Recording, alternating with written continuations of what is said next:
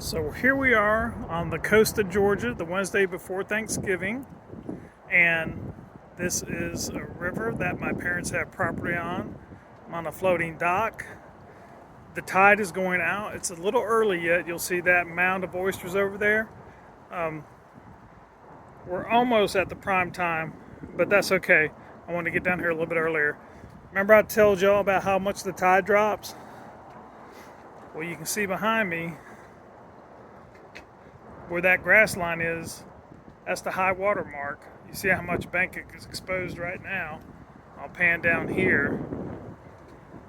And the tide still has several more hours to drop out. We have an 8-foot tide, which is going to muddy up the water. It is overcast and windy. You might be catching some wind noise. I apologize.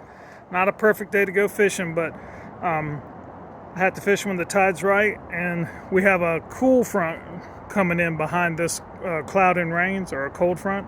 So it's going to drop down. So I don't know how good it's going to be tomorrow. And then Friday we're driving back. There's a cormorant. I don't know if you can see, he just went under. There's a cormorant fishing, which is a good sign that there's at least some bait, maybe some small trout in the creek. Sometimes there's flounder in here, sometimes there's small trout in here, sometimes there's big trout in here, sometimes there's redfish in here. In the summer there's bluefish. Every once in a while you'll get a juvenile cobia come up here. But the tide drops so much, I don't think you're going to be able to see it on this phone. I'm trying to zoom out. But in the middle of the creek, a sandbar is starting to form. And there's some birds standing on top of a sandbar. This creek's a little unusual.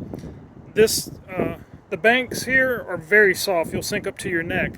The bank over there, though, is somewhat hard sand. And you can actually get out and walk a little bit on that bank over there. And then the sandbars tend to be hard sand. This is the first really deep water in this creek going into the main river.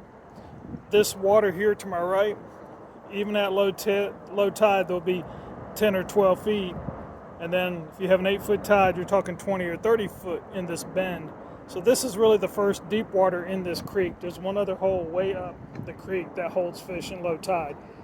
So a lot of these times these fish will pull out and get in these holes when the tide goes out because there's hardly any water in the creek. So there's the cormorant again. I don't think you can see him. His little head popped up, now he's under. So let me get rigged up and start fishing.